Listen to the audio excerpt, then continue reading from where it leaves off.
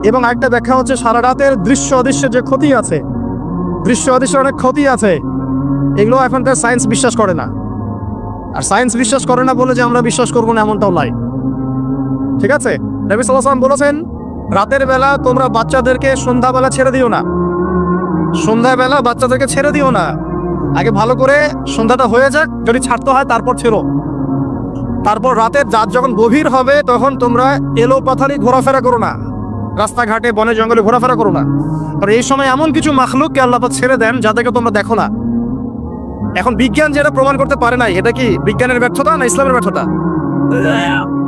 তো এখন যে একটা মানে একটা মূলা ঝুলায় দেওয়া হয়, যদি বৈজ্ঞানিকভাবে আপনি প্রমাণ করতে না পারেন তাহলে সেটার কোনো অস্তিত্ব নাই, এই কথাটাকে ডাহা মিথ্যা কথা। যদি মুমিন হতে চান তাহলে এই কথার উপরে এসে ইসলাম কবুল করতে হবে। যদি মুমিন মুসলিম হতে চান এই কনসেপ্টটার ঊর্ধ্বে এসে ইসলাম কবুল করতে হবে। আল্লাহ রাব্বুল আলামিন এবং তার রাসূল যা বলেছেন সেটাই চূড়ান্ত সত্য, সেটা আমরা প্রমাণ করতে পারি বা না পারি, এটাকে অন্ধভাবেই বিশ্বাস করতে হবে। এটাই হচ্ছে একটা মৌলবাদী কনসেপ্ট।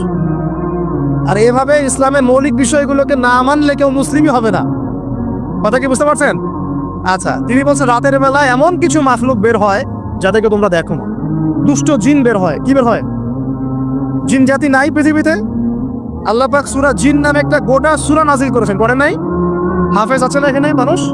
কুলু হিয়া ইলাইয়া আন্নাহু ইসতামা নাফারু মিনাল জিন্নি ফাকালু ইন্না সামি'না কুরআনান আজাবা। জিনদের একটা দল কোরআন শুনে বলেছিল যে আমরা অদ্ভুত আজব একটা কোরআন শুনেছি। তারপর তারা গিয়ে তাদের কওমের কাছে ইসলামের দাওয়াত দেয়, ওই কওম ইসলাম কবুল করে। এটা নবী সাল্লাল্লাহু আলাইহি ওয়াসাল্লামের জীবনের সেই সময়কার ঘটনা, যখন নবীজি তায়েফ থেকে ফিরে আসছেন, তায়েফবাসী তাকে অত্যাচার করলো, তিনি নাখলা উপত্যকায় এসে নামাজ পড়ছেন, ওই নামাজের কেরাত শুনে জিনরা ইসলাম কবুল করেছে। সূরা জিনে আল্লাহ পাক এই কথা নাযিল করেছেন। তো আল্লাহ পাক যে বলছেন জিন জাতি আছে, আল্লাহ কি মিথ্যা কথা বলছেন? নাকি নাসা যখন বলে এলিয়েন আছে তখন এটা সত্য, আর আল্লাহ বলছেন জিন জাতি আছে এটা মিথ্যা?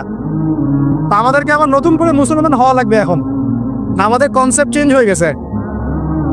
আবার দেখেন আল্লাহ পাক বলছেন সূরা জারিয়াতের 56 নম্বর আয়াতে, ওয়ামা খালাকতুল জিন্না ওয়াল ইনসা ইল্লা লিয়াবুদুন, আমি জিন আর মানুষকে শুধু আমার ইবাদত করার জন্যই সৃষ্টি করেছে। তাহলে দুটো জাতি পাওয়া গেল, জিন এবং মানুষ। জিন কিসের তৈরি? আগুনের তৈরি। মানুষ কিসের তৈরি?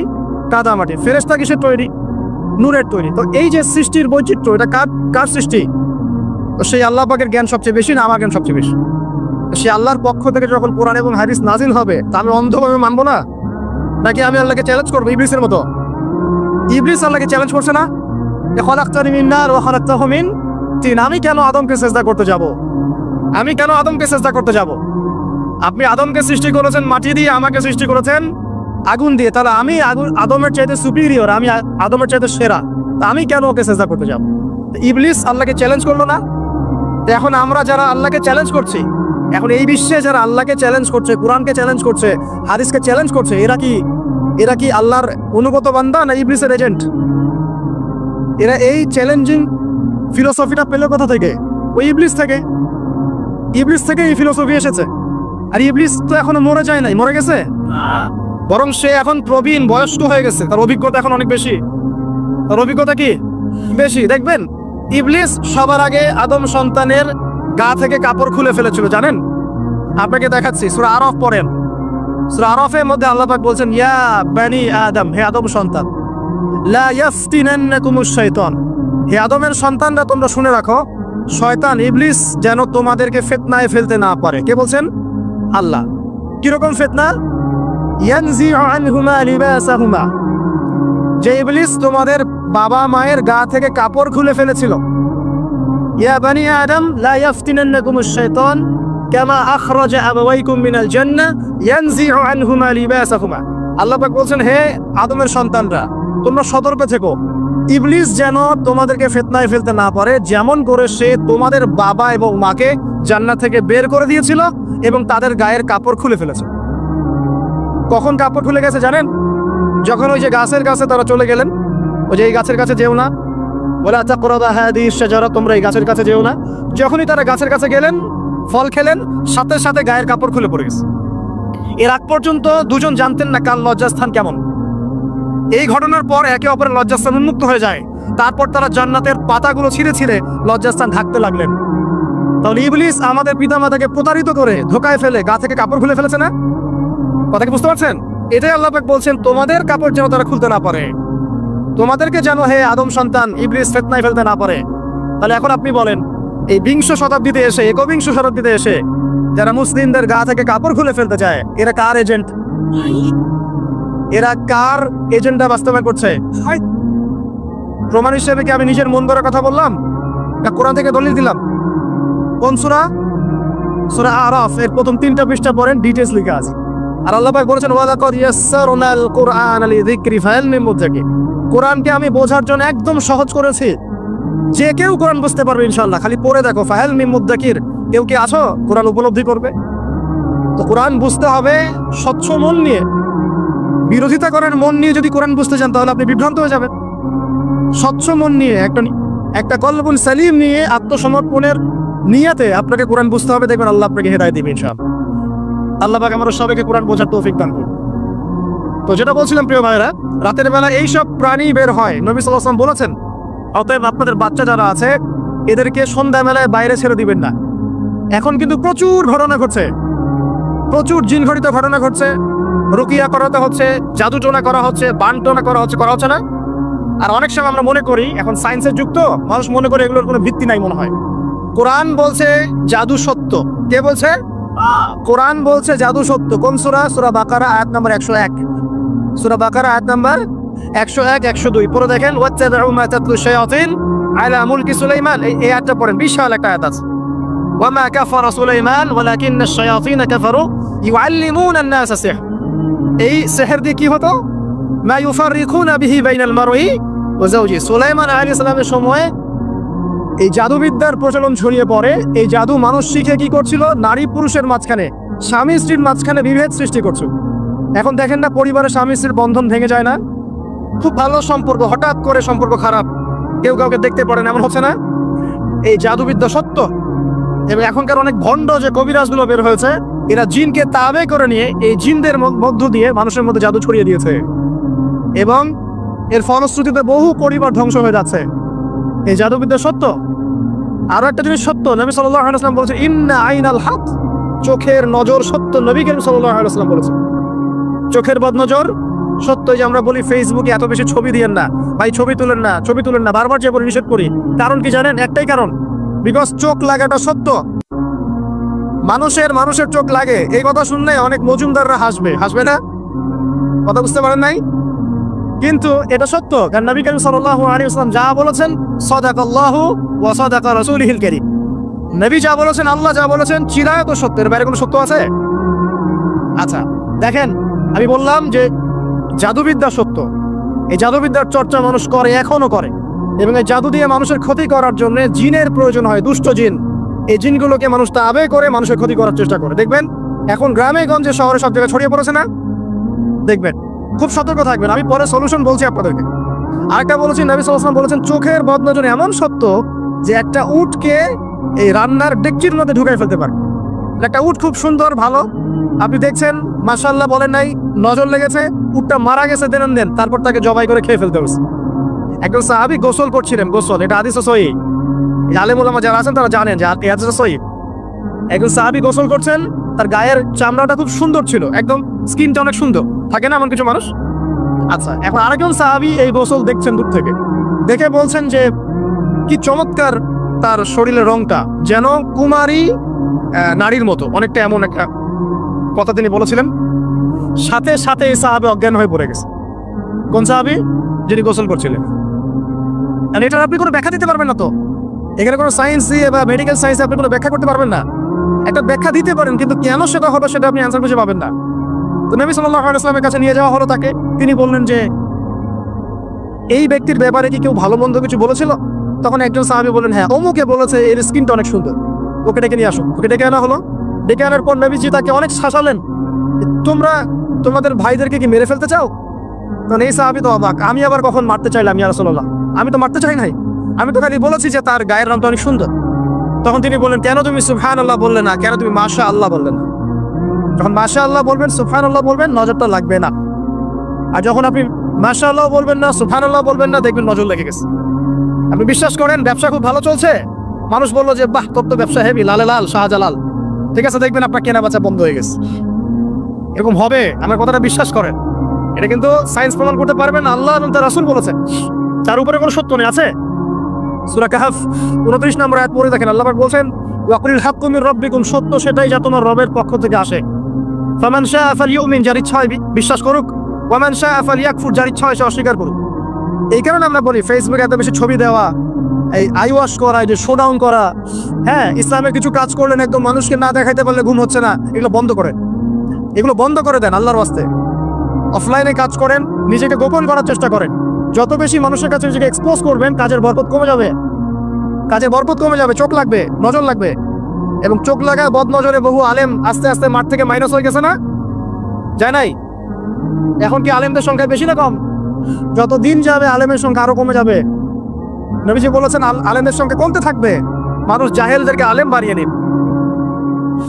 তো প্রিয় ভাইরা, জাদুবিদ্যা সত্য, চোখের বদনজর সত্য, রাতের এই অনিষ্টগুলো সত্য, রাতের বেলা অনেক ক্ষতি আছে। এই জন্য নবীজি বলছেন বাচ্চাদেরকে বাইরে বের করো না, এবং তোমরাও রাত যখন গভীর হবে তখন এদিক ওদিক ঘোরাফেরা করো না। দেখবেন রাত যত গভীর হয় আমাদের শহরগুলো তত জীবিত হয়, তাই না? তাই না? রাত যত গভীর হচ্ছে শহর তত জীবিত হয়। চায়ের দোকান আড্ডা বেশি, ওই সিনেমা দেখছে, টিভি দেখছে, ক্যারাম খেলছে, লুডো খেলছে, ঘুম নাই। ঘুম কখন? ফজরের আগে আগে। ফজরের নামাজ কিন্তু নাই, ফজরের ঠিক আগে আগে আবার ওই যে জোহরের নামাজের সঙ্গে উঠতেছে। এখন আমাকে বলেন, এরকম জেনারেশনকে দিয়ে কি আসলে ইসলামের কোনো খেদমত হবে? না। আচ্ছা, নবীজি রাতের বেলা আর্লি ঘুমাতেন। আল্লাহ পাক আমাদের সবাইকে তাড়াতাড়ি ঘুমানোর তৌফিক দান করুন। হ্যাঁ, আপনি ইলম চর্চা করলে রাত জেগে থাকতে পারেন, আপনি যদি জ্ঞান চর্চা করেন রাত জাগতে পারেন, আপনি কোনো গবেষণা করছেন, নামাজ পড়ছেন বা কোরআন হিফজ করছেন, আপনি রাতের আর্লি উঠবেন, এটা আলাদা বিষয়। কমন ভাবে আমাদের এই যে ফেসবুক, ইউটিউবিং ইত্যাদিতে আমরা লিপ্ত থাকি, সারা রাতটা কাটে আড্ডাবাজি করে, এগুলো বন্ধ করতে হবে। এগুলো বন্ধ না করলে ফিজিক্যালি আমরা মানে সুস্বাস্থ্যের অধিকারী হতে পারবো না। সারা দিনটা আমাদের একটা কি বলবো অলসতার ভাবে যাবে, এবং দিনের বেলা কাজগুলো ব্যাহত হবে। এতে করে আমাদের উম্মার এই পুরো বড় যে তরুণ প্রজন্ম আছে, এদেরকে আপনি সম্পদে পরিণত করতে পারবেন না। তাই এই সিস্টেমটা চেঞ্জ করা দরকার। নবীজি রাতের বেলা এই সূরা বাকারার শেষ 3টা আয়াত তেলাওয়াত করতেন, আমরা করবো ইনশাআল্লাহ। আরেকটা আমল বলে দেই, নবী করিম সাল্লাল্লাহু আলাইহি ওয়াসাল্লাম রাতের বেলা সূরা মুলক তেলাওয়াত করতেন। কোন সূরা এটা? কোন সূরা? তাবারাকাল্লাযী বিয়াদিহি, কয়টা আয়াত আছে? 30টা আয়াত আছে। নবীজি বলেছেন সাল্লাল্লাহু আলাইহি ওয়াসাল্লাম, এই সূরা আপনাকে কবরের আযাব থেকে বাঁচাবে ইনশাআল্লাহ। কবরের আযাব থেকে তো ভাই বাঁচা খুব সহজ থাকে। আমাদের মধ্যে এমন কেউ নাই, শোনেন, আমাদের মধ্যে এমন কেউ নাই, আলেম জালেম, মুফতি মুহাদ্দিস, রাজনৈতিক নেতা, পলিটিশিয়ান, বিরোধী দল, জাতি, তারপরে যে সরকার দল, যে আছে না কেন, কবরের শাস্তি ফেস করবেন এমন একটা মানুষ নাই, কেউ নাই পৃথিবীতে। এই যে আপনি দেখছেন ওই যে কি ইসরায়েলের প্রধানমন্ত্রী, ওই রাশিয়ার প্রধানমন্ত্রী, ও চায়নার সভ্যতা, পশ্চিমা সভ্যতা, এমন কেউ নাই পৃথিবীতে এখন যাকে কবরের শাস্তি ভোগ করতে হবে না। আছে? সবচেয়ে লঘু শাস্তি, মানে লঘু চাপ, এটা বলতে গেলে আসলে আমি ভাষা হারাই ফেলি। তারপরে বলছি আল্লাহ পাক আমাদের সবাইকে হেফাজত করুন, আমিন। একজন সাহাবীর নাম সাদ বিন মুয়াজ। কি নাম? নবী করিম সাল্লাল্লাহু আলাইহি ওয়াসাল্লামের সাথে একদম ডান হাত হয়ে যুদ্ধ করেছেন দীর্ঘদিন। বদর তিনি বীর সেনা, উহুদের বীর সেনা, ঠিক আছে, খন্দকের যুদ্ধেও বীর বিক্রমে যুদ্ধ করেছেন। তিনি আনসার সাহাবী, একদম মদিনার নেতা সাহাবী।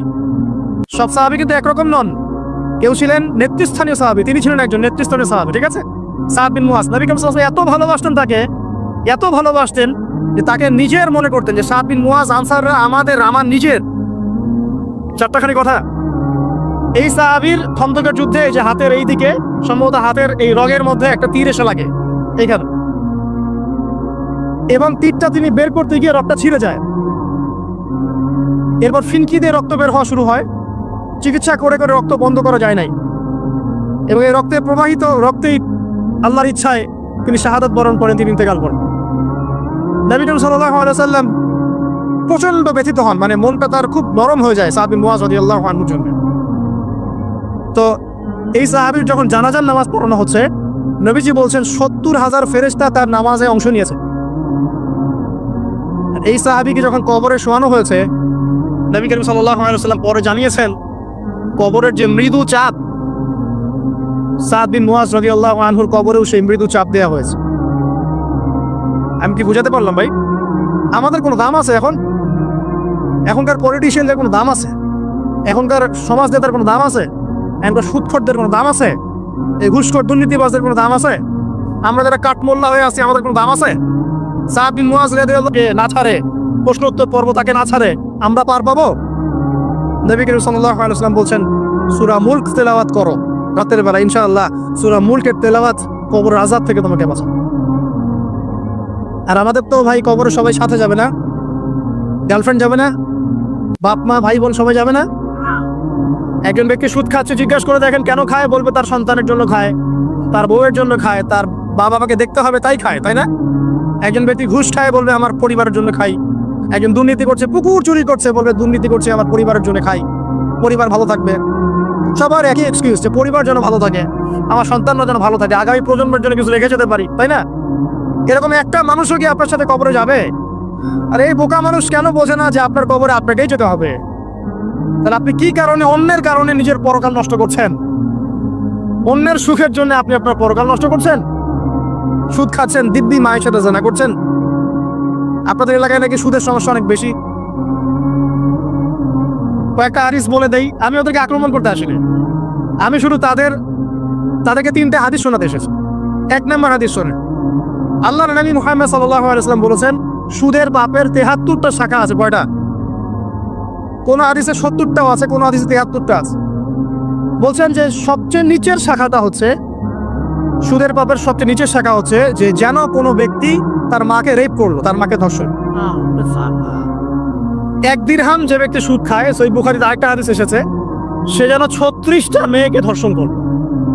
আর আমি একটা কথা বানাই বলছি না, যদি বিশ্বাস না হয় কবি মাদ্রাসা আছে, আলেম ওলামা আছে, গিয়ে বুখারী খুলতে বলেন, পড়তে বলেন। তাহলে একবার পড়তে বলেন, দেখেন যদি না থাকে তাহলে আমাকে এর সাথে থাপ্পড় দিয়ে যায়। না থাকে হাদিস এটা, তাহলে আমার গালে একটা থাপ্পড় দিয়ে যায়। আর যদি থাকে তাহলে আল্লাহর রাসূল সুদ খাওয়া ছেড়ে দেন। কোনটা করবেন? চ্যালেঞ্জ করবেন? নবীজি বলেছেন একটা দিরহাম যে ব্যক্তি সুদ খায়, দিরহাম মানে কি? রৌপ্য মুদ্রা। এটা এখন দেখতে পারবেন না, জাদুঘরে আছে। এখন দেখবেন সব বিকাশ, রকেট, ইলেকট্রনিক মানি। এখন দেখবেন কাগজের মানি সব। এক সময় ছিল দিরহাম, কি ছিল? ওই যে বিখ্যাত একজন খলিফা ছিলেন হারুন আর রশিদ, নাম শুনেছেন? বলা হয় যে হারুন আর রশিদ আব্বাসীয় খলিফাতের সময় ছিলেন উনি। বলা হয় যে উনি প্রতিদিন 1000 দিরহাম মানুষকে দান করতেন, আর দৈনিক 100 রাকাত নফল নামাজ পড়তেন। ওই যে দিরহাম মানে একটা রৌপ্য মুদ্রা। তো 1 দিরহাম যে ব্যক্তি সুদ খায়, বলা হচ্ছে যে সে ব্যক্তি যেন 36টা মেয়েকে ধর্ষণ করলো বা 36 বার জেনা করলো। আরেকটা হাদিসে এসেছে, এটা কোরআনেও আছে, হাদিসে তো আছেই, কোরআনেও আছে। কি সেটা? আল্লাহ পাক বলছেন ইয়া আইয়ুহাল্লাযীনা আমানু, হে মুমিনগণ, ইত্তাকুল্লাহ, তোমরা আল্লাহকে ভয় করো। ওয়া যারু মা বাকিয়া মিনার রিবা, সুদের অবশিষ্ট যে টাকা পয়সাগুলো আছে, চক্রবৃদ্ধি হারে যে সুদ খাচ্ছ, ছেড়ে দাও, ছেড়ে দাও। কারণ ওয়া ইন লাম তাফআলু, যদি তোমরা এটা না করো তাহলে ফাযারু বিহারবিন মিনাল্লাহি ওয়া রাসূলি, তাহলে আল্লাহ এবং তার রাসূলের সাথে যুদ্ধের ঘোষণা শুনে রাখো। এই যে সুদের ব্যাপারে সবচেয়ে উঁচু শাখাটা হচ্ছে এটা। সবচেয়ে উঁচু শাখা হচ্ছে যে ব্যক্তি সুদ খাচ্ছে, যে দিচ্ছে, যে লিখে রাখছে এবং যে সাক্ষী থাকছে, 4 জনকে নবীজি বলেছেন সমান পাপী। হচ্ছে নবীজি বলছেন নিসাউন, এক শ্রেণীর মহিলা আসবে, আমি দেখি নাই। মানে ওই যুগে ছিল না, আইয়ামে জাহেলিয়াতের বর্বর যুগেও এরকম মেয়ে ছিল না। তার মানে বুঝতে পারছেন, আইয়ামে জাহেলিয়াতের যে যুগটাকে এখন বর্বর বলে না, বর্বর, সেকেলেও, মধ্যযুগীয়, এইসব কথা বলে না, ওই যুগেও এই মানুষগুলো ছিল না। নবীজি বলছেন আমি দেখিনি, লাম্বা রাহুমা, আমি ওদেরকে দেখি নাই। তারা কারা? নিসাউন, এক শ্রেণীর মহিলা, কাসিয়াতুন আরিয়া, যারা কাপড় করবে বাট নগ্ন থাকবে, কাপড় করবে কিন্তু নগ্ন থাকবে। মুমিলাত মাইলাত, নিজেও মানুষকে আকৃষ্ট করবে আবার নিজে আকৃষ্টও হবে। লা ইয়াজিদনা রিহাল জান্নাহ, তারপর একটা কি জানি, তারা জান্নাতে, লা ইয়াদখুলনাল জান্নাতা ওয়া লা ইয়াজিদনা রিহাহা, তারা জান্নাতে যাবেও না, জান্নাতের গন্ধও পাবে না। নেন এবার এখন দেখেন, একটু ভেবে দেখেন যে আমার ঘরে কি সেরকম মেয়ে আছে কিনা, আমার ঘরে সেরকম বোন আছে কিনা, আমার ঘরে তেমন ওয়াইফ আছে কিনা। এখন যদি আপনি আল্লাহ এবং তার রাসূলকে সর্বোচ্চ অগ্রাধিকার দেন, আল্লাহর রাস্তায় ওদেরকে ঠান্ডা মাথায় বোঝানোর চেষ্টা করেন, বোঝান তারা, তাদের ফাংশনটা কি, দুনিয়াতে ওদের ফাংশন কি, দুনিয়াতে মেয়েদের ফাংশনটা কি, একটা পরিবারে একটা মেয়ের ফাংশন কি, স্বামী স্ত্রীর সম্পর্কের মধ্যে মেয়ের ভূমিকা কি, স্ত্রীর ভূমিকা কি, এগুলোকে বুঝা। তবে হ্যাঁ, এক শ্রেণীকে আপনি বুঝিয়ে কুল পাবেন না। তারা কারা সেটাও হাদিসে এসেছে, শেষ জামানার হাদিস এটাও আছে। দাজ্জালের শেষ অনুসারী হবে এক শ্রেণীর মেয়ে, যাদেরকে তাদের মুমিন পিতা, ভাই এবং স্বামী পরিবারের মধ্যে পর্দায় রাখতে পারবে না। তারা বাঁধন ছিঁড়ে বেরিয়ে চলে যাবে। তারা অনেক আগেই চলে গেছে, তার মানে দাজ্জাল আসার সময়ের ব্যাপার মাত্র। আর যে দেশে আসবে সেই দেশটা এখন অনেক শক্তিশালী, যেদিক দিয়ে বের হবে ওইদিকে এখন দেখেন আবার ইরানের মধ্যে কি চলছে, সবকিছুই রেডি এখন, সব সময়ের ব্যাপার। আসেন শেষ করে দেই, অনেক লম্বা না করি, 10 মিনিট সময় নিচ্ছি। যে না, আমারও তো একটা ভাই ব্যাপার আছে না, বিনা হাতিয়াতে এত লম্বা আলোচনা হইব না, ফ্রি সার্ভিস চলবে না। আচ্ছা আসেন শেষ করি। আমরা কোথায় ছিলাম? রাতে। পরিস্থিতি বোঝেন, পরিস্থিতি বুঝলে আমাদের করণীয় বের হয়ে আসবে। করণীয় আমি অনেক দিন বলেছি, জ্ঞান অর্জনের কোনো বিকল্প নাই, জ্ঞান অনুযায়ী আমলের কোনো বিকল্প নাই, আদর্শ পরিবার গড়ার কোনো বিকল্প নাই, পরিবারে মেয়েদেরকে পর্দায় রাখার কোনো বিকল্প আছে? নাই। এমনকি আমাদের ছোট ছোট ছেলে মেয়ে যারা এখন জন্ম নিয়েছে, এদেরকেও ছোটবেলা থেকেই ইসলামের অনুশাসন দিতে হবে, না হলে বড় হয়ে বিগড়ে যাবে। এরা বিগড়াবে না? চতুর্দিকে ফেতনা, তো বিগড়ে যাবেই। হালাল রিজিকের কোনো বিকল্প নাই। দিনের জ্ঞান অর্জন করে দিনই মানুষদের সাথে থাকার কোনো বিকল্প নাই। একা একা থাকতে যাবেন না, দিনের বুঝ আছে এমন মানুষের সাথে থাকবেন, একসাথে থাকবেন। যেখানেই থাকেন, যে নামেই হোক, একসাথে থাকেন, যে নামেই হোক। ইসলামে তো অনেক দলাদলি আছে না? আচ্ছা হোক, এটা নিয়ে এখন কথা বলার দরকার নাই।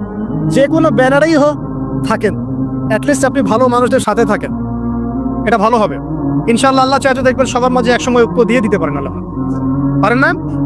আর যারা ইন্টেনশনালি উম্মার ঐক্যে বিরোধী, এদেরকে আল্লাহ পাক ধ্বংস করে দিবেন ইনশাআল্লাহ, সমস্যা। কারণ আল্লাহ বলে একজন আছেন, তিনি সব দেখেন ইনশাআল্লাহ। আর হচ্ছে আপনার জ্ঞানটাকে ইসলামের কল্যাণে কাজে লাগান, আপনার সম্পদ, আপনার জানমাল, এটাকে ইসলামের কল্যাণে কাজে লাগান, দিনের প্রচার প্রসার করতে থাকেন। আক্রমণাত্মক হবেন না, শৈথিলতাবাদী হবেন না, চরমপন্থী হবেন না, আবার এই যে গোলালু মার্কাও হবেন। গোলালু কি মানে? সব তরকারিতেই চলে। যখন দেখবে যে একটা বিষয় আসছে, আস্তে করে পাশ করে এমন একটা বিষয় নিয়ে কথা বলা শুরু করবে যেটার সাথে এখনকার বিষয় কোনো সম্পর্ক নেই। দেখবেন যে পুরো বিশ্বে একটা বিষয় চলছে, দেশ একটা বিষয় নিয়ে গরম, তখন দেখবেন কথা হচ্ছে মেয়েরা নেল পালিশ দিতে পারবে কিনা। আরে সুশুরি মার্কা ইসলাম নিয়ে চলার দরকার নেই।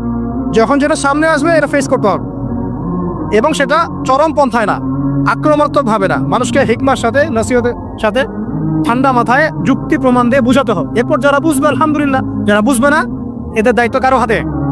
আল্লাহর হাতে। আল্লাহ পাক হয় গজবে শেষ করবেন, না হলে আল্লাহ পাক চাইলে দায়িত্ব দিতে পারে, এটা আল্লাহ পাকের ইখতিয়ার। তো আসেন ভাই, এই আমলগুলোর সাথে আর কয়েকটা আমল বলে দেই।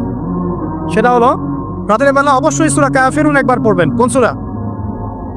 এই সূরা যে ব্যক্তি একবার করে পড়বে প্রত্যেক রাতে, আল্লাহ পাক তাকে শিরকের পাপ থেকে বাঁচাবে। কোন পাপ? শিরকের পাপ। আর শিরকের পাপ সবচেয়ে মারাত্মক। যার আমল নামায় শিরকের পাপ আছে, এই আমল নামা জান্নাতে যাচ্ছে না, এটা স্পষ্ট কথা। সূরা নিসার মধ্যেও আছে, অন্য অনেক জায়গাতেই আছে যে আল্লাহ পাক সব গুনাহ মাফ করতে পারেন, শিরকের গুনাহ মাফ করবে। তওবা করলে পড়লে আল্লাহ পাক মাফ, তওবা করে আবার ইসলামের দিকে আসতে হবে। আল্লাহ পাক তৌফিক এনায়েত করুন, আমিন। শিরকের পাপ থেকে বেঁচে থাকেন। আর শিরক সম্পর্কে জানার জন্য কিতাবুত তাওহীদ একটা বই আছে, এটা পড়ুন। রাত কিতাবুত তাওহীদ। তারপরে রাতের বেলা 33 বার সুবহানাল্লাহ পড়বেন, 33 বার আলহামদুলিল্লাহ পড়বেন, আর 34 বার আল্লাহু আকবার পড়বেন। ঠিক আছে? এরপরে আপনি রাতে আর্লি ঘুমিয়ে যান। যতটুকু সময় ঘুমিয়ে থাকবেন, এই সময়টুকু ইনশাআল্লাহ আপনার আমল নামায় ইবাদত বলে গণ্য হবে ইনশাআল্লাহ। যদি দেখেন রাতে বেলা দুঃস্বপ্ন দেখছেন, দুঃস্বপ্ন যদি দেখেন, তাহলে বাম দিকে 3 বার থুতু ফেলবেন। এভাবে আউযু বিল্লাহি মিনাশ শাইতানির রাজিম, এভাবে 3 বার থুতু ফেলবেন। মানে কারো গায়ে থুতু দিবেন না, থুতু ফেলার ভান করবেন। তারপরে পাশ পরিবর্তন করে ঘুমাবেন। ঠিক আছে? দুঃস্বপ্ন মানুষ দেখতে পারে, আর দুঃস্বপ্ন শয়তানের পক্ষ থেকে দেখানো হয়। আর যদি আপনি পবিত্র অবস্থায় ওযু করে ঘুমান, আমলগুলো করে ঘুমান, দরুদ শরীফ পড়তে পড়তে ঘুমিয়ে যান, বা আল্লাহুম্মা বিসমিকা আমুতু ওয়া আহইয়া পড়ে আল্লাহ জিকির করতে করতে ঘুমিয়ে যান, আপনি আল্লাহর হুকুমে সত্য স্বপ্নও দেখতে পারেন। এটাও হাদিসে আছে, সত্য স্বপ্ন বলে একটা বিষয় আছে। যদি সত্য স্বপ্ন দেখেন, ভালো স্বপ্ন যেটা আপনার মনের মধ্যে আনন্দ দিচ্ছে, তাহলে আপনি প্রিয় কোনো মানুষকে বলবেন, আপনার মা, আপনার স্ত্রী, বা আপনার কাছের কেউ। ঠিক আছে? আর দুঃস্বপ্ন দেখলে কাউকে বলতে যাবেন না, দুঃস্বপ্ন দেখলে কাউকে বলতে যাবেন না। যদি দুঃস্বপ্ন দেখেন, উঠে 2 রাকাত নফল নামাজ পড়ে আল্লাহর কাছে দোয়া করবেন, আল্লাহ এই স্বপ্ন আমি দেখেছি, এর অনিষ্ট থেকে আল্লাহ তুমি আমাকে বাঁচাও। প্রয়োজন একটু সাদাকা করবেন। আর দান সদকা তো এখন মানুষ কমিয়ে দিয়েছে নাকি? মানুষ সমিতিতে টাকা ঢালতে প্রস্তুত, আল্লাহর পথে দান করতে চায় না। তো এদের সম্পদে কোনো বরকত হবে না ইনশাআল্লাহ। যত বেশি আল্লাহর পথে দান করবেন, সম্পদ বাড়বে ইনশাআল্লাহ। তো এখন কিছু মানুষ বলবে যে ধর্ম ব্যবসা শুরু করলো মনে হয়। হ্যাঁ এটা তো ধর্ম ব্যবসায়ী, তারপর সমস্যা কি? ধর্মের মধ্যেই তো ব্যবসা আছে। ব্যবসা করলে ধর্মকেন্দ্রিকই করতে হবে। ব্যবসা যদি কেউ করতে চায় তাকে ধর্ম মেনেই করতে হবে। অমুসলিম হলে সে আলাদা বিষয়। কোনো মুসলমান যদি ব্যবসা করতে চায় তাকে ধর্ম মেনেই ব্যবসা করতে হবে। কি করতে হবে? মাপে কম দেওয়া যাবে না, সিন্ডিকেট করা যাবে না, তাই না? মাল মজুত করে বেশি দামে বিক্রি করা যাবে না। আছে না এগুলো নিয়ম? আছে না? আছে। যখন সমাজে একটা রেট চলছে, দাম চলছে, নিজে ইচ্ছা করে দাম বাড়িয়ে দেওয়া যাবে? যাবে না। তো যদি ব্যবসা আপনি করতেই চান তাহলে তো আপনাকে ধর্ম মেনেই করতে হবে। তো সমস্যা কোথায়? আর আল্লাহর পথে এইসব দান খয়রাত কি ধর্ম ব্যবসার মধ্যে পড়ে? এগুলো তো ইসলামের কল্যাণেই প্রয়োগ করা হবে। মসজিদ করার ক্ষেত্রে, মাদ্রাসা করার ক্ষেত্রে, মাহফিল করার ক্ষেত্রে, দিনের প্রচার প্রসারের স্বার্থেই এগুলো করা হবে। তো দিনকে কেন্দ্র করে, দিনকে এগিয়ে নেওয়ার জন্য যদি দান সাদকা ব্যবসা হয়ে যায়, তাহলে দুনিয়া এগিয়ে নেওয়ার জন্য আপনারা যা করছেন এটা দুনিয়া ব্যবসা, তাই না? একটা পলিটিক্যাল দলকে ক্ষমতায় নিয়ে যাওয়ার জন্য যা করছে এটা পলিটিক্যাল ব্যবসা। একটা একটা আদর্শ দর্শন সমাজে প্রতিষ্ঠার জন্য যা করছে এটা আদর্শিক ব্যবসা হচ্ছে। তাহলে জায়নিজম প্রতিষ্ঠা করতে যাচ্ছেন, তো এটা জায়নিজম ব্যবসা হচ্ছে। কমিউনিজম প্রতিষ্ঠা করতে যাচ্ছে, কমিউনিজম ব্যবসা হচ্ছে। মানে সব তো ব্যবসা হচ্ছেই। তাও শুধু ধর্মের দিকে চলতেন কেন? আশ্চর্য ব্যাপার। তো ধর্মের বিষয়ে তো মানুষ সৎকা করবেই। দান সৎকা না করলে মানুষের সম্পদ বাড়বে কিভাবে? যাকাত, দান সৎকা এগুলো ইসলামের অংশ। আল্লাহ পাক আমাদেরকে বেশি বেশি দান সৎকা করার তৌফিক দান করুন। তারপরে চলে আসেন এইভাবে রাতে আমলগুলো গুছিয়ে শেষ রাত্রে ওঠার চেষ্টা করে। আমি যে বললাম রাতটাকে এনজয় করার জন্য আল্লাহ পাক বলেছেন, একদম শেষ রাত্রে আল্লাহ পাক ওঠার তৌফিক সবাইকে দান করুন। আমাকে, আপনাদের সবাইকে দান করুন। শেষ রাত বলতে কোনটা? রাতকে 3 ভাগে ভাগ করতে হবে। কয় ভাগে? একদম শেষের অংশ। মনে করেন যে 1টা থেকে 4টা বা 5টা বা 1.5টা থেকে 5টা, এই যে সব অংশটা আছে না, এটা হচ্ছে শেষের অংশ। এই অংশটা এত বেশি মূল্যবান। এই সময় মানুষ ঘুম থেকে উঠে যে দোয়া করে, লা ইলাহা ইল্লাল্লাহ ওয়াহদাহু লা শারীকা লাহু লাহুল মুলকু ওয়া লাহুল হামদ ওয়া হুয়া আলা কুল্লি শাইইন কাদির। এরপরে বলে সুবহানাল্লাহ, আলহামদুলিল্লাহ, ওয়া লা ইলাহা ইল্লাল্লাহ, আল্লাহু আকবার, লা হাওলা ওয়া লা কুওয়াতা ইল্লা বিল্লাহ, আল্লাহুম্মা গফিরলি। এরপর হাত তুলে দোয়া করলে যা চাবেন তাই পাবেন। এই সময় একটা হাদিস দিয়ে আমি ইতি টানতেছি, শেষের দিকে আসছি। আল্লাহ রাব্বুল আলামিন হাদিসে কুদসির মধ্যে বলেছেন, শেষ রাতের এই অংশে আল্লাহ পাক প্রথম আসমানে নেমে আসেন। আরশে আজিম কত উপরে, আল্লাহ প্রথম আসমানে নেমে আসেন। মানে আল্লাহ পাকের রহমত কি হয়? একদম কাছাকাছি চলে আসে। আল্লাহ পাক দোয়া কবুল করার জন্য বলেন, কে আছো আমাকে ডাকবে। আল্লাহ পাক আহ্বান করেন, কে আছো পৃথিবীবাসী আমাকে ডাকবে, আমি তার ডাক সাড়া দিব। কে আছো আমার কাছে দোয়া করবে, আমি তার দোয়া কবুল করব। কে আছো আমার কাছে ক্ষমা চাইবে, আমি তোকে ক্ষমা করে দিব। কে আছো অসুস্থ, আমার কাছে শেফা চাইবে, শেফা দিয়ে দিই। আল্লাহ পাক আহ্বান করতেই থাকেন ফজরের পর্যন্ত। কি পর্যন্ত? আর ওই সময় এই যে সারা রাত জায়গায় মানুষ ওই সময় ঘুম দেয়, তাই না? ঠিক ওই সময় দেখবেন শহর কেন্দ্রিক জীবনে লক্ষ লক্ষ মানুষ জেনা করতেছে ওই সময়। ঠিক ওই সময়টাতে দেখবেন যে লক্ষ লক্ষ মানুষ মদ খাচ্ছে, লক্ষ লক্ষ মানুষ পর্নোগ্রাফি দেখতেছে, মুভি দেখতেছে, চায়ের দোকানে আড্ডা পিটাচ্ছে, শপিং করতেছে, কি না করতেছে। আল্লাহ পাকে আহ্বান করছিল ওই সময়। আল্লাহ পাকে আহ্বান করছে, কে আছো আমাকে ডাকবে, কে আছো। মানুষ এই কাজ করতে থাকে। অথচ আল্লাহ পাক জাহান্নাম সৃষ্টি করেছেন কাদের জন্য? আমাদের জন্য। জান্নাত কাদের জন্য? আমাদের জন্য। তো আল্লাহ পাক এই সময়টাকে কাজে লাগানোর তৌফিক আমাদেরকে দান করুন। এই সময় উঠে যতটুকু আপনার সামর্থ্য হয়, 2 রাকাত পারলে 2 রাকাত, 4 পারলে 4, 6 পারলে 6, 8 পারলে 8, 20 পারলে 20, যত রাকাত পারেন আপনি 2 করে নফল নামাজ পড়তেই থাকেন। এই সময় নবীজি নামাজ পড়তেন এমন ভাবে যে তার পা ফুলে যেত। 1 রাকাতে 4.5 পারা কোরআন তেলাওয়াত করেছেন। আমাদের তো এত ক্ষমতা নেই। আছে নেই। সূরা ইখলাসটাই পড়েন, 1 বার না পড়ে 10 বার পড়েন, 20 বার পড়েন, পড়া যাবে না? 1 রাকাতে 12 বার সূরা পড়া যাবে না? যাবে। একটা আয়াতও বারবার পড়া যাবে না? আপনি রাকাতটাকে লম্বা করেন, রুকুকে লম্বা করেন, সিজদাকে লম্বা করেন, যত দোয়া আছে এই সিজদার মধ্যে ঢেলে দিব। এই ডিজিটাল নামাজ বাদ দেন। ডিজিটাল নামাজ কি মানে? রুকু করলে সিজদা পাওয়া যায় না, সিজদা করলে আবার পরের আবার তাকবীর তাহরিমা পাওয়া যায় না। মানে তাশাহুদ পড়লে দরুদ পাই না, দরুদ পড়লে আবার কি পাই না, মানে আমি মিলাতে পারি না। মানে দৌড়ের উপর আছি। ইমাম সাহেব দৌড়ের উপর আসছে আমাদেরকে। তো এইসব ডিজিটাল নামাজ ত্যাগ করেন, রিল্যাক্সে নামাজ পড়েন, ঠান্ডা মাথায় রিল্যাক্স। আপনি যে কয়টা সূরা জানেন বারবার রিপিট করতে থাকেন এবং সূরাগুলোর অর্থগুলোর দিকে ফোকাস করেন। অর্থটা মুখস্থ করেন, প্রয়োজন আরবি বোঝেন না, অর্থটা মুখস্থ করেন, করে ওই দিকে আপনি মনোযোগ রাখেন। আর প্রত্যেক রাকাতে একই সূরা পড়বেন না, তাহলে নামাজটা কিন্তু স্বাধীন হয়ে যাবে। সূরা চেঞ্জ করবেন, দেখবেন আপনার মাথাটা বিজি থাকবে, নামাজে মনোযোগ বাড়বে। টিপস। আর কি করবেন, যতক্ষণ মনোযোগ আসে নাই নামাজে থাকেন। রুকু করেছেন, একটু মনে হলো মনোযোগ ডানে চলে গেছে, আবার ফিরাই নিয়ে আসেন, আবার তাসবিহ পড়তে থাকেন। 3 বারই পড়তে হবে, এটা কি লেখা আছে নাকি? 3 বারই পড়তে হবে। আপনি চাইলে 100 বারও পড়তে পারেন না?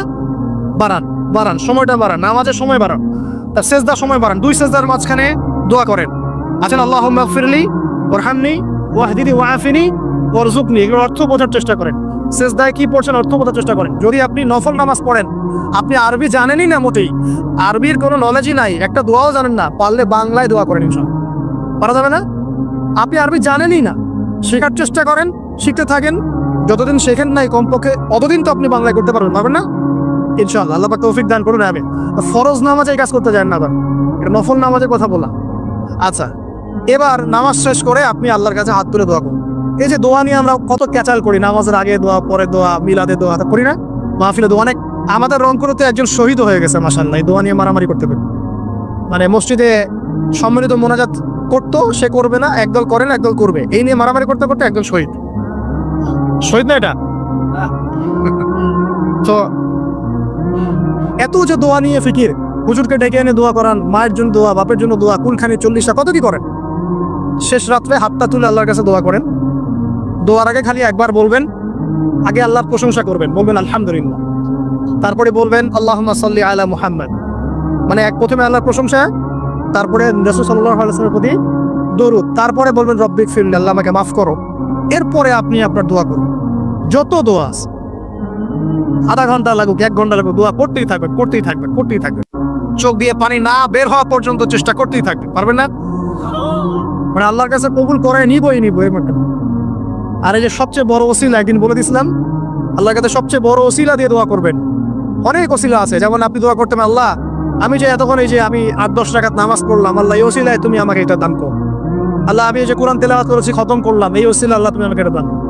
আল্লাহ আমি গতকালকে এই যে 1000 টাকা সদকা করেছি, এই ওসিলা আল্লাহ পাক তুমি আমার বিপদ দূর করে দাও। এটা ভালো কাজ হচ্ছে ওসিলা।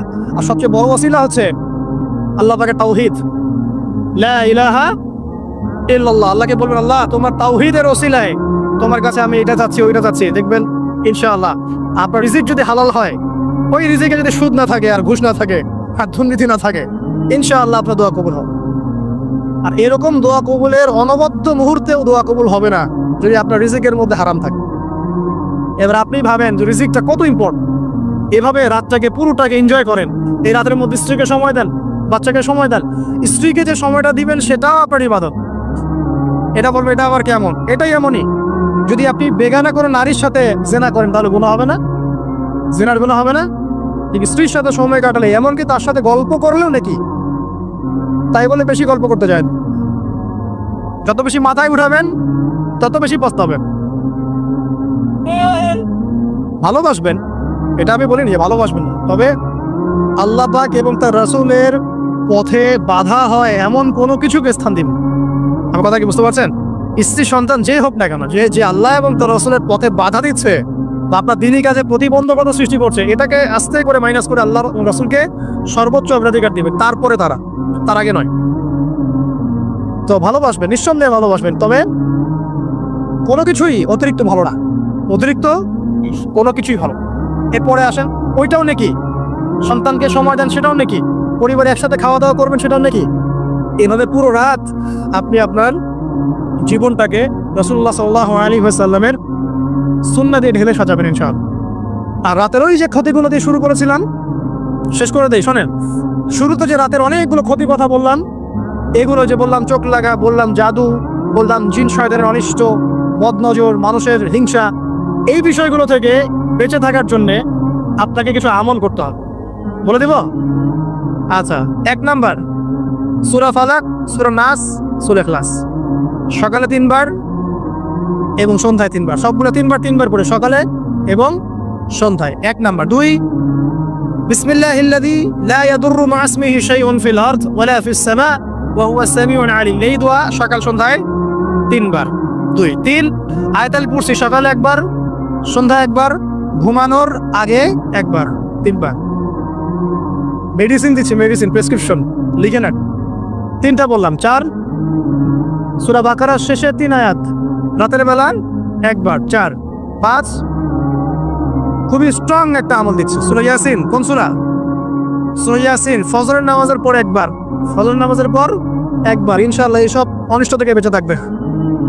6 আউযু বিকালিমাতিল্লাহি তাম্মাতি মিন শাররি মা খালাক, এই দোয়াটা, আউযু বিকালিমাতিল্লাহি তাম্মাতি মিন শাররি মা খালাক, 3 বার, সকালে 3, সন্ধ্যায় 3, 6। আরো আছে 7 হাসবিয়াল্লাহ লা ইলাহা ইল্লা হু আলাইহি তাওয়াক্কালতু ওয়া হুয়া রাব্বুল আরশিল আযীম, সকালে সন্ধ্যায় 7 বার করে, 5 বার করে। সাদ বিন মুয়াজ, নবী করিম সাল্লাল্লাহু আলাইহি ওয়াসাল্লাম এত ভালোবাসতেন তাকে, এত ভালোবাসতেন যে তাকে নিজের মনে করতেন যে সাদ বিন মুয়াজ আনসাররা আমার নিজের। 4টাখানি কথা। এই সাহাবীর খন্দকের যুদ্ধে এই যে হাতের এই দিকে, সম্ভবত হাতের এই রগের মধ্যে একটা তীর এসে লাগে এখানে, এবং তীরটা তিনি বের করতে গিয়ে রক্তটা ছিঁড়ে যায়। এরপর ফিনকি দিয়ে রক্ত বের হওয়া শুরু হয়। চিকিৎসা করে করে রক্ত বন্ধ করা যায় নাই, এবং এই রক্তের প্রবাহিত রক্তেই আল্লাহর ইচ্ছায় তিনি শাহাদাত বরণ করেন, তিনি ইন্তেকাল করেন। নবী করিম সাল্লাল্লাহু আলাইহি ওয়াসাল্লাম প্রচন্ড ব্যথিত হন, মানে মনটা তার খুব নরম হয়ে যায় সাদ বিন মুয়াজ রাদিয়াল্লাহু আনহুর জন্য। তো এই সাহাবীর যখন জানাজার নামাজ পড়ানো হচ্ছে, নবীজি বলছেন 70,000 ফেরেশতা তার নামাজে অংশ নিয়েছে। এই সাহাবীকে যখন কবরে শোয়ানো হয়েছে, নবী করিম সাল্লাল্লাহু আলাইহি ওয়াসাল্লাম পরে জানিয়েছেন কবরের যে মৃদু চাপ, সাদ বিন মুয়াজ রাদিয়াল্লাহু আনহুর কবরেও সেই মৃদু চাপ দেওয়া হয়েছে। আমি কি বুঝাতে পারলাম ভাই? আমাদের কোনো দাম আছে এখন? এখনকার পলিটিশিয়ানদের কোনো দাম আছে? এখনকার সমাজ নেতার কোনো দাম আছে? এখনকার সুদখোরদের কোনো দাম আছে? এই ঘুষখোর দুর্নীতিবাজদের কোনো দাম আছে? আমরা যারা কাঠমোল্লা হয়ে আছি, আমাদের কোনো দাম আছে? সাদ বিন মুয়াজ রাদিয়াল্লাহু না ছাড়ে, প্রশ্নোত্তর পর্ব তাকে না ছাড়ে, আমরা পার পাবো? নবী করিম সাল্লাল্লাহু আলাইহি ওয়াসাল্লাম বলছেন সূরা মুলক তেলাওয়াত করো রাতের বেলা, ইনশাআল্লাহ সূরা মুলকের তেলাওয়াত কবরের আযাব থেকে তোমাকে বাঁচাবে।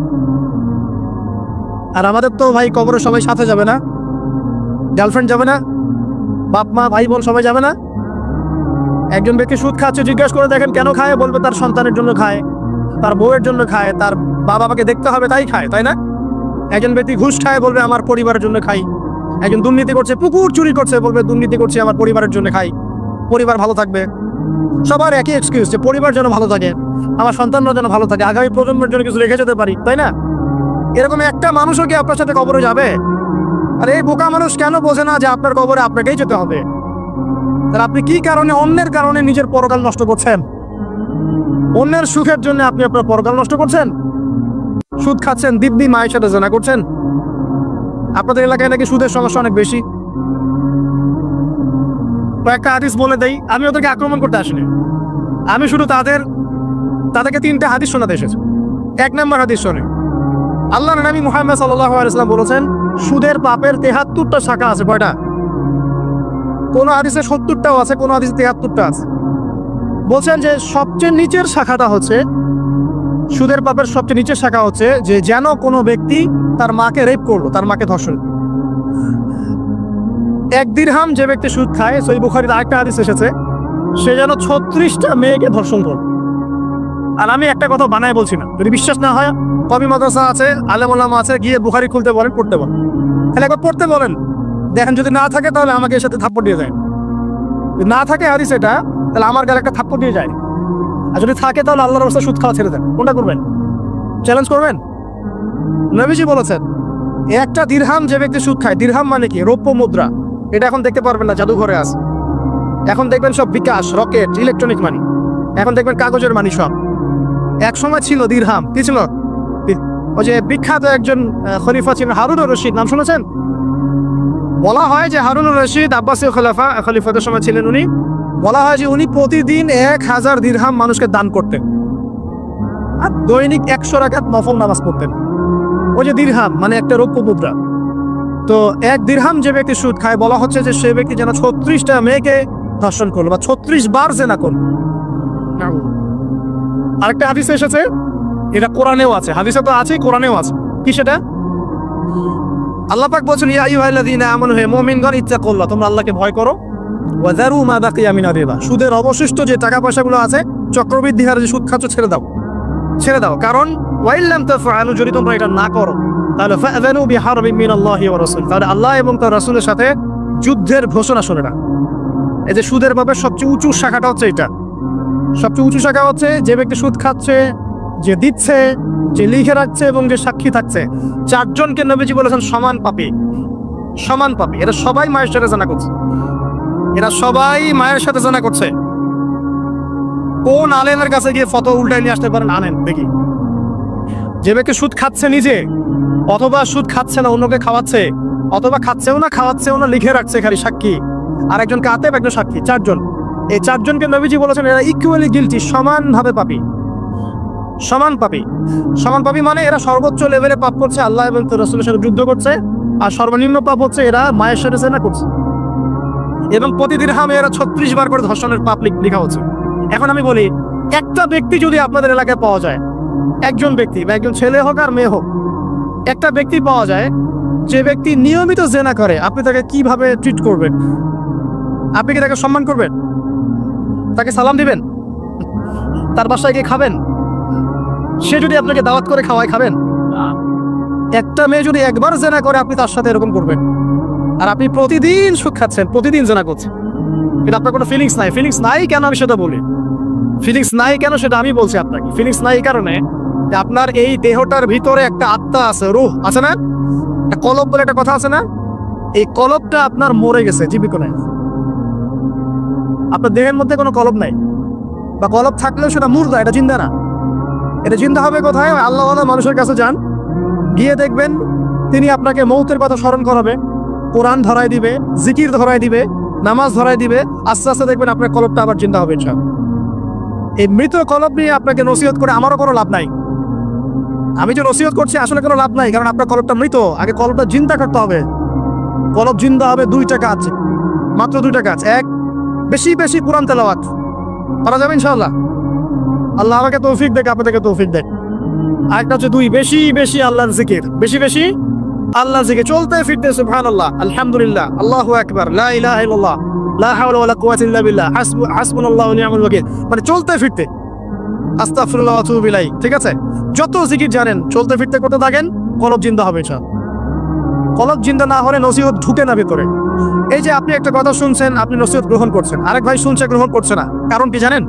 আপনার কলবটা জিন্দা, তার কলবটা মুর্দা, এতটুকুই বল। হ্যাঁ, কোরআন সুন্নাহ সবার কাছে আছে না, তো সবাই তো পরে হেদায়েত পাচ্ছে না, পাচ্ছে না। কিছু মানুষ পাচ্ছে, কিছু মানুষ পাচ্ছে না। কারণ কি?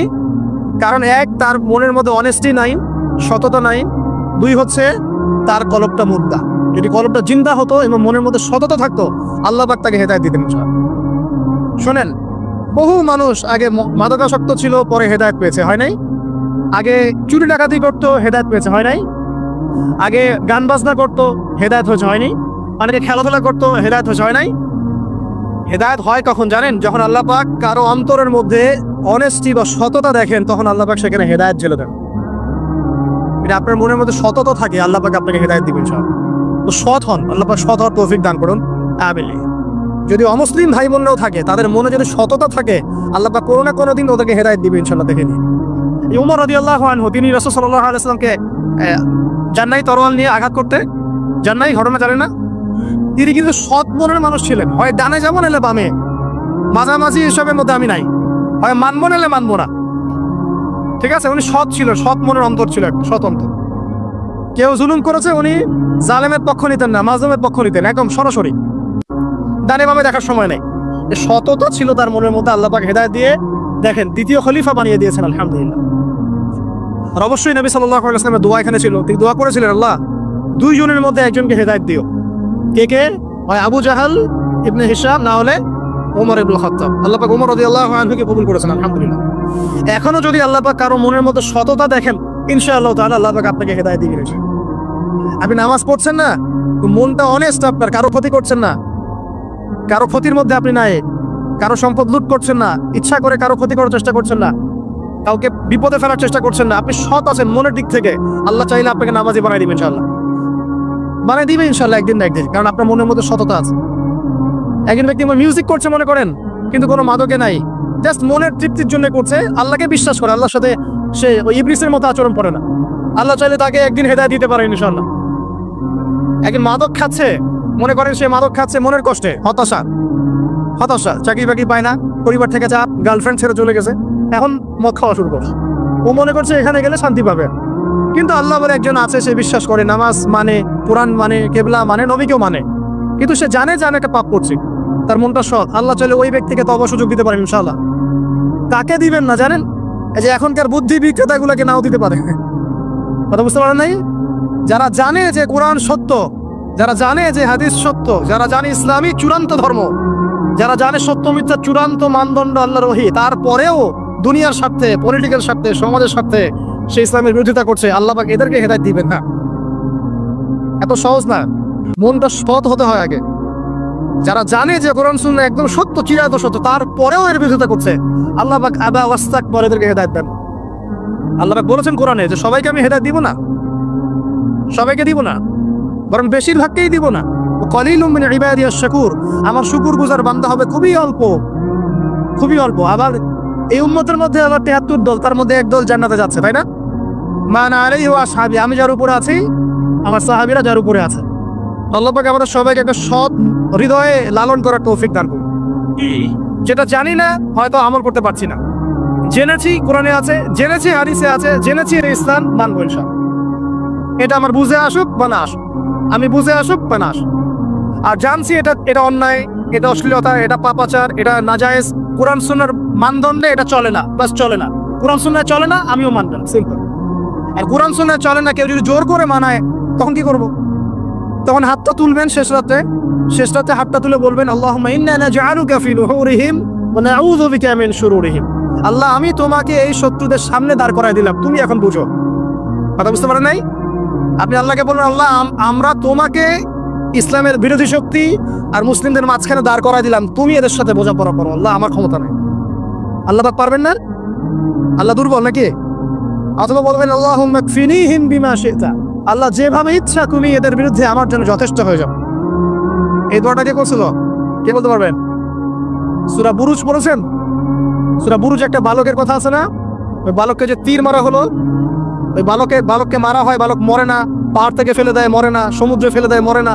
পরে বালক বললো যে একটা কাজ করেন, রাজাকে বলছে একটা কাজ করেন, সব জনগণকে মাঠে জড়ো করেন, তারপরে একটা তীর নেন, নিয়ে বলেন যে বিসমিল্লাহি রব্বি হাযাল গোলাম, এই বালকের রবের নামে আমি তীর ছুড়লাম, এটা বলেন, আমি মারা যাব। এই বালক নিজের জীবনটা উৎসর্গ করলো এভাবে। তখন ওই স্বৈরাচারী শাসক সে কি করলো? ওই তীরটা বের করে বলছে বিসমিল্লাহি রব্বি হাযাল গোলাম বলে তীর ছুড়লো, বালকটা মারা গেল, বালকটা শহীদ হয়ে গেল। এবং এই দৃশ্য দেখে সমস্ত এলাকার মানুষ বুঝলো যে আসলে এই রাজা আল্লাহ নয়, এর উপরে একজন আল্লাহ আছে, যার নামে তীর ছুড়লে সে মুসলিম। তখন এই সবগুলো লোক মুসলিম হয়ে যায়। তারপর ওই রাজা কি করেছে? এই সবাইকে আগুনে ফেলে দিয়েছে।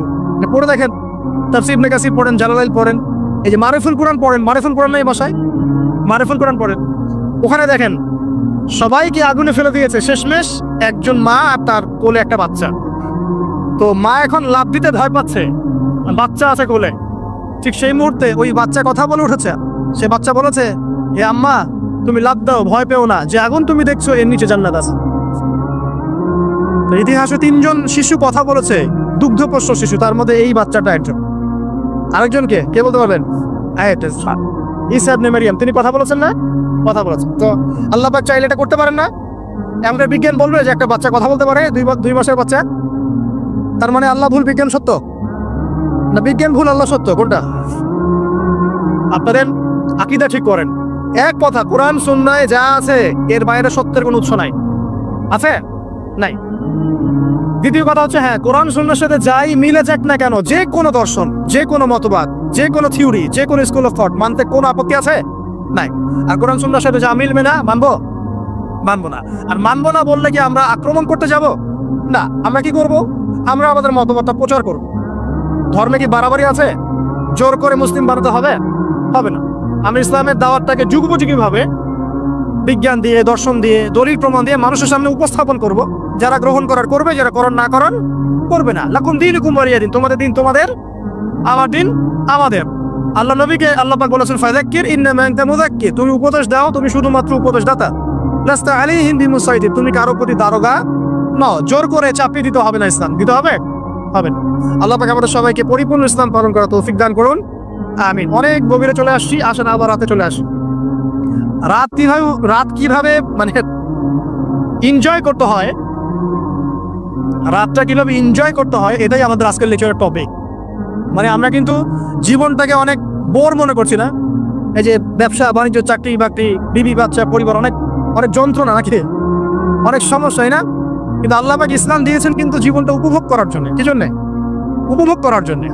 আমরা কি ভাবতাম আল্লাহ পাক ইসলাম আসলে কি জন্য দিলেন মানব জাতির? উত্তর হচ্ছে তিনটা। এক, ইহকালীন সাফল্য, এক।